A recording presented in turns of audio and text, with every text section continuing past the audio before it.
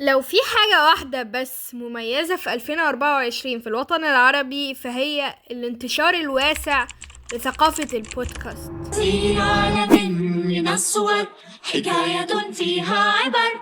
مبدئيا كده لو انت مش بتسمع بودكاست فده هيكون لسببين لا ثالث لهما.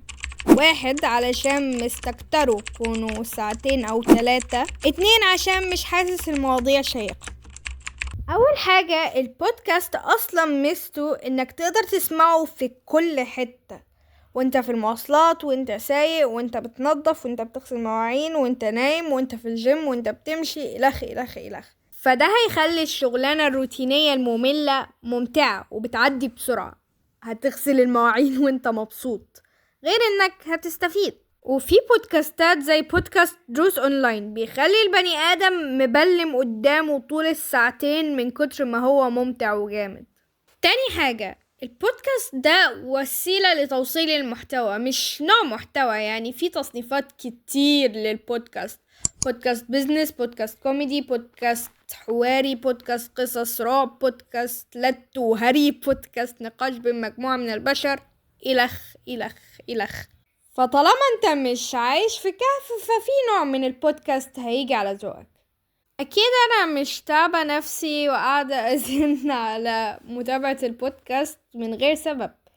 لا، البودكاست فعلا مهم ومفيد مليون.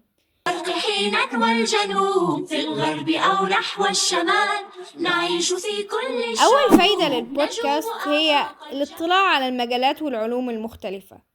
لو انت لسه مختارتش كلية او مختارتش قسم ومش عارف تختار، تقدر بكل بساطة تسمع بودكاست عن كل خيار انت محتار ما بينهم. تسمع واحد محترم واصل في المجال يقولك كل حاجة انت محتاج تسمعها. الناس زمان كانوا بيسافروا علشان يوصلوا لأولو الخبرة واخد بالك. وده هتلاقيه جامد قوي في بودكاست دروس اونلاين والبودكاسترز برضو. تاني فايدة للبودكاست، تتثقف في مجالك. تخيل تكون مثلا عامل مشروع، وبدل ما تسمع من صاحبك اللي عمل مشروع كتاكيت قبل كده، تسمع بودكاست لكل واحد مثلا من الشاركس. البيزنس بالأخص البودكاسترز عاملين فيه كام بودكاست جامد. تالت فايدة انك تسمع قصص كفاح ومن ثم النجاح، ودي حاجة ملهمة بجد. غير ان هي بتكون قصة فممتعة، بس لو انت في مشكلة ومش شايف نور والدنيا مظلمة وسمعت قصة حد عدى بالمشكلة دي او مشكلة اصعب وتخطاها، الدنيا هتبتدي تنور. عشان كده قصص القرآن موجودة. ربنا قال: وكلا نقص عليك من أنباء الرسل ما نثبت به فؤادك. غير الأسباب التانية لوجود القصص في القرآن طبعا. ودي حاجة بتظهر قوي في بودكاست أنس بوخش، علشان انت بتسمع قصة أكتر من حد، قصة كاملة، قصة حياته. كمان في بودكاست اسمه بلا سكر، عمل كام حلقة عن المعاناة المختلفة، جايبين مجموعة من الناس اللي عانت نفس المعاناة زي الكانسر والطلاق والغربة. رابع فايدة الثقافة العامة، بالأخص في العلوم الاجتماعية زي السياسة والتاريخ والثقافة الدينية والتنمية البشرية بشكل كويس يعني. وأنا بحس إن لو الواحد مش هيقرأ فالبودكاست هيديله تجربة قريبة من القراءة. الفكرة من الكتاب إن الكاتب بيكب خبرة 40-50 سنة في كتاب وانت بتقرأه. نفس الفكرة دي متحققة في البودكاست بس على صغير شوية. غير أصلا إن في بودكاست بيبقى تلخيص للكتب. البودكاستات اللي بتعمل ده هي فنجان وبدون ورق وجيل يقرأ في تلخيص الكتب، وأخضر في مواضيع تطوير الذات، وعلي محمد علي في مواضيع تطوير الذات برضو، ووعي وإيه المشكلة في المواضيع الدينية. خامس حاجة وهي توسيع الأفق وسماع الآراء المختلفة. اوكي، في الفيديو ده قلنا ان سماع الرأي الآخر مهم، بس ما قلناش ازاي الواحد يسمع من الطرف التاني، والطريقة دي هي البودكاست. وده بيتحقق من خلال البودكاستات الحوارية اللي فيها كل واحد بيحكي فلسفته ونظرته في الحياة. وفي برضو بودكاستات بتبقى عبارة عن نقاش داير بين أكتر من شخص بيعرضوا آرائهم عامة، زي بودكاست للرجال فقط. محدش يسألني عارفة ليه.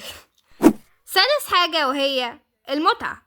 خلينا صريحين، في أوقات الواحد مخه مقفل مش عايز يمرر أي معلومة فيه، وعلى الأغلب لو هيسمع حاجة هيسمع أغاني. فتجنبا لده في بودكاستات كتير خفيفة وحلوة وبتضحك، زي بودكاست تحت الصفر بيضحكني، والقصص قصص الرعب والجريمة زي خلف زون. في بودكاست اسمه ذات، حرفيا لت بلا هدف بس عادي ممتع يعني.